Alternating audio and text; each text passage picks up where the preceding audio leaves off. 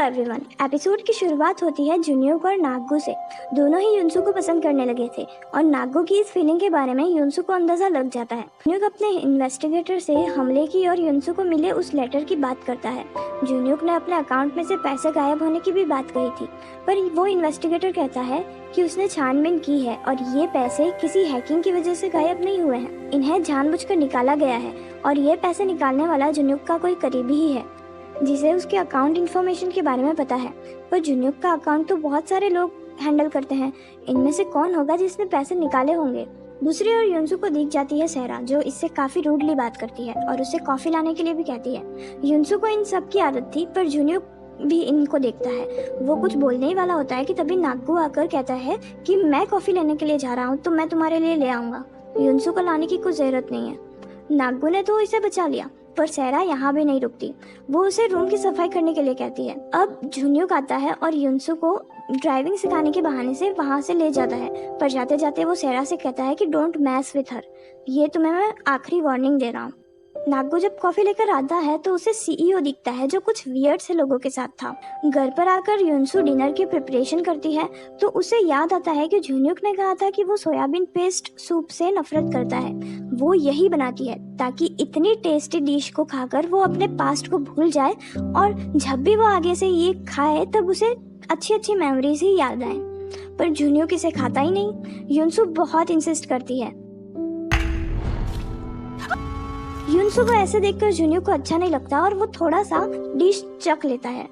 पर एक मिनट, सिर में से ये उठा के खाने की क्या जरूरत थी। खैर छोड़ो। तो कुछ देर बाद नागू जाता है अपनी शूटिंग पर, जहाँ युनसू भी उसके साथ जाती है और इनको ड्राइव करके ले जाता है जुन्यूक। वहीं पर सहरा भी होती है, जो अपनी शादी के बारे में रिपोर्टर्स से बातें कर रही थी। जुन्यूक से उसकी शादी होने वाली है, इसलिए सभी लोग उसे भाव दे रहे थे। वो जुन्यूक को देख लेती है और सब लोग उन्हें कॉन्ग्रेचुलेट करते हैं, पर उन्हें ऐसे युनसू भी देख लेती है और युनसू को देखते हुए जुन्यूक कहता है कि हम डेट नहीं कर रहे और हमारी शादी नहीं हो रही है। युनसू उससे पूछती है कि उसने ऐसा क्यों किया। तब जुन्यूक बताता है कि उनका ब्रेकअप तो 3 सालों पहले ही हो चुका था। युनसू कहती है कि क्या, कितने कमीने टाइप के इंसान हो यार तुम। अपनी पब्लिक इमेज को सेफ रखने के लिए तुमने सिर्फ प्रिटेंड किया कि तुम्हारी गर्लफ्रेंड है। सहरा तो देवी है, देवी, जो ये नाटक तुम्हारे साथ कर रही थी।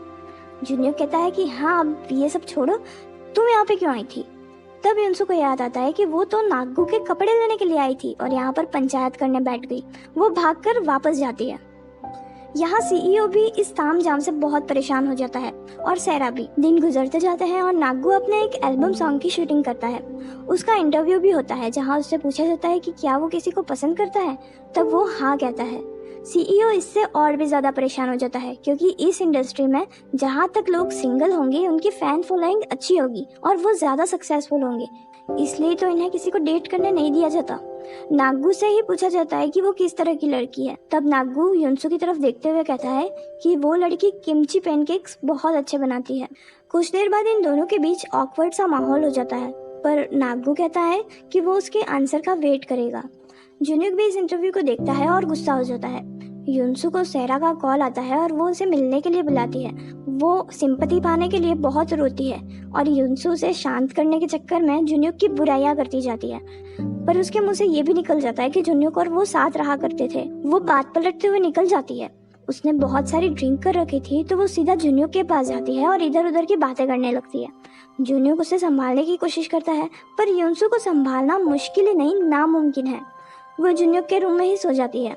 नेक्स्ट डे शूटिंग पर भी जाने के लिए वो उठती नहीं और नागू उसे ऐसे ही ले जाता है वहाँ पर।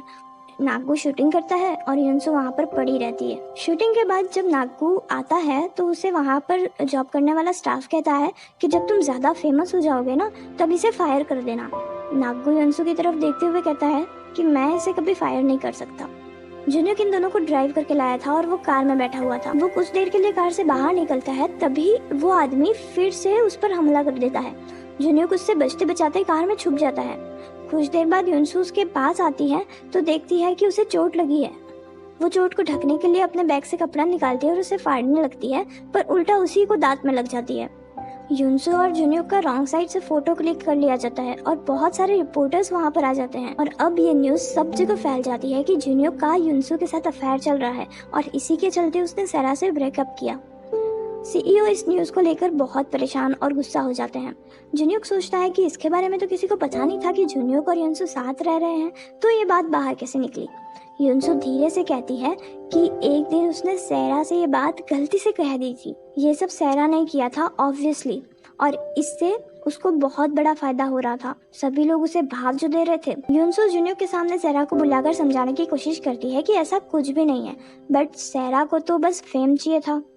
जुन्यूक उसे रूम से बाहर ले जाता है, जहां सैरा उससे कहती है कि वो इसी तरह के गलत स्टेटमेंट देती रहेगी और युनसु की लाइफ बर्बाद कर देगी, क्योंकि उसे लगता है कि उसकी इस हालत की जिम्मेदार सिर्फ युनसु है। युनसु इन सब के लिए अपने आप को जिम्मेदार मानती है, क्योंकि उसकी वजह से जुन्यूक की बदनामी हो रही थी। जुन्यूक का करियर भी खराब हो रहा था, जिसे उसने बड़ी मेहनत से बनाया था। वो डिसाइड करती है कि वो सबको सच्चाई बता देगी। आज तक जो कुछ भी हुआ वो सब बता देगी। जुन्यूक उसे ऐसा ना करने के लिए कहता है, और नागू भी इनकी बातें सुनता है। जुन्यूक सैरा से मिलता है और अपना स्टेटमेंट वापस लेने के लिए कहता है, ताकि युनसु पर कोई इफेक्ट ना हो, पर सैरा नहीं मानती।